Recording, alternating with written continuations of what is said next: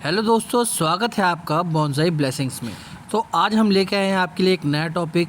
ये प्लांट है हमारा अगेव वैरायटी का प्लांट।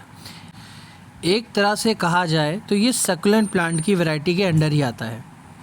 सकुलेंट का मतलब गाइस होता है ऐसे पौधे, ऐसे प्लांट्स जो अपने लीव्स में वाटर को स्टोर करके रखें। अगेव वैरायटी नेटिवली यूएस और मैक्सिको में पाई जाती है। ये डेजर्ट प्लांट होता है और डेजर्ट का मतलब है कि बहुत ही हार्श इन्वायरमेंट में ये प्लांट्स जो है ग्रो करते हैं। तो इन्हें पानी की रिक्वायरमेंट भी कम से कम चाहिए होती है और न्यूट्रिशन वैल्यू भी और मेंटेनेंस वैल्यू भी इनकी बहुत ही ज़्यादा कम होती है। इसका टेक्सचर आपको एक तरह से एलोवेरा जैसा ही लग रहा होगा। वैसे देखा जाए तो एलोवेरा भी एक सकुलेंट प्लांट ही होता है और जिस प्रकार एलोवेरा को प्रोपगेट करना बहुत ही इजी होता है, जैसे दो मेथड होते हैं। आप उसे लीव से भी प्रोपगेट कर सकते हैं और सेकंड आप देखेंगे जब आपका प्लांट मैच्योर हो जाता है तो फिर वो मदर में कन्वर्ट हो जाता है, वो मदर प्लांट हो जाता है और उसके साइड में सकर्स डेवलप होने स्टार्ट हो जाते हैं, उसके बेबी पफ डेवलप होने स्टार्ट हो जाते हैं। और इस अगेव वैरायटी में आप देख पा रहे होंगे इसके लीव्स में कांटे हैं। तो कुदरत ने हर प्लांट को अपने सुरक्षा के लिए कुछ ना कुछ गुण प्रदान किए हैं। वैसे अगेव वैरायटी का जो ये प्लांट है इसमें आप लीव्स में बहुत सारे स्पाइक्स देखेंगे और ये बहुत ज़्यादा दर्दनाक भी होता है। अगर आपको ये चुभ जाए तो बहुत सेंसेशन होता है आपकी बॉडी में। और अगर आपके घर में स्मॉल बेबी है तो इस प्लांट को उनकी रीच से थोड़ा दूर ही रखें, क्योंकि स्मॉल बेबीज़ की जो स्किन होती है वो और भी ज़्यादा सेंसिटिव होती है। या फिर अगर आपके घर में पेट डॉग्स हैं या कैट हैं, आप एनिमल लवर हैं, तो उनकी भी रीच से इन प्लांट को दूर रखिए। और जैसा कि मैंने बताया था कि ये जो प्लांट है नेटिवली यूएसए और मैक्सिको में होते हैं, वो भी डेजर्ट एरिया में। तो इन्हें ड्राई एटमॉस्फेयर बहुत ही ज़्यादा पसंद है। तो चलिए इसकी रिपोर्टिंग करते हैं। मैंने सबसे पहले इस प्लांट को इस वाइट सिरामिक पॉट में लगाया था और आप देख सकते हैं इसकी जो रूट फॉर्मेशन है बहुत ही विगोरस है, बहुत अच्छी रूट फॉर्म हुई है इसमें। और इसमें मैं आपको बता देता हूँ, जो मैंने सॉइल मीडिया लिया था 100% सिंडर लिया था। और दोस्तों, जैसा कि आप जानते हैं कि हर प्लांट में कुछ डिसएडवांटेज और एडवांटेजेस होती हैं, तो वैसे ही इस प्लांट की जो एडवांटेज है, तो इस प्लांट की लीव्स के अंदर एंटीबैक्टीरियल प्रॉपर्टीज़ होती है। मीन्स अगर किसी पानी में बैक्टीरियल फॉर्मेशन हो रहा है तो इसका आप जो लीफ है वो कट करके अगर उस पानी में डाल देंगे तो वहाँ पे बैक्टीरियल ग्रोथ बिल्कुल ख़त्म हो जाएगी।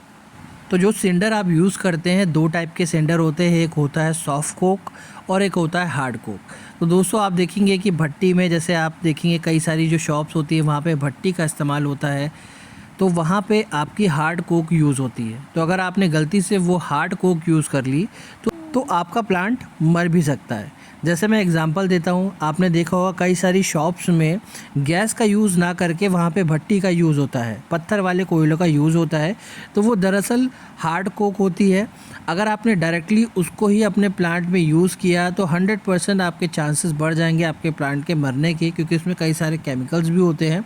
तो जो सिंडर मैं यूज़ करता हूँ, मेरे पास पर्सनली एक मैं सॉइल मीडिया बनाता हूँ, मैं ऑनलाइन उसे प्रोवाइड भी करता हूँ, तो मेरे कोई भी सकुलेंट आज तक नहीं मरे। और मेरे जितने भी बायर्स हैं, जितने भी मेरे कस्टमर्स हैं, उनको मेरे सॉइल से बहुत अच्छा ही रिज़ल्ट मिला है। और जैसा कि आप देख पा रहे होंगे रिज़ल्ट आपके सामने है। इस अगेव प्लांट की जो रूट है वो कितनी अच्छी डेवलप हुई है। तो आज हम इसको रिपोर्ट भी करते हैं और साथ ही साथ आप देखिएगा ये मदर प्लांट में भी कन्वर्ट हो चुका है। आप देख रहे होंगे इसमें साइड से इसके सकर डेवलप हो चुके हैं। तो हम इसको रिपोर्ट भी करेंगे, साथ ही साथ जो इसके सकर्स, जो कि इसके बेबी पफ हैं, वो अच्छे से डेवलप हो चुके हैं, इमेच्योर नहीं हैं, तो हम उनको भी रिपोर्ट करेंगे। तो यहाँ पे कई सारे सकर्स निकल चुके हैं। बस एक चीज़ का आपको खास ध्यान रखना है, जैसे यहाँ पे आप दो सकर्स देख रहे हैं जिनके साइज़ में बहुत ज़्यादा डिफरेंस है। तो एक मैच्योर है और एक इमेच्योर। तो यहाँ पे आपको वही सकर्स को छूना है, टच करना है जो कि मैच्योर हो चुके हैं। अगर आपने गलती से इमेच्योर प्लांट को प्लग्ड कर लिया तो उसके सर्वाइवल रेट बहुत ही ज़्यादा कम हो जाएंगे। तो ये इस तरह से हुआ, जैसे आपका जब स्मॉल बेबी बॉर्न होता है तो उसे मदर फीड की रिक्वायरमेंट होती है।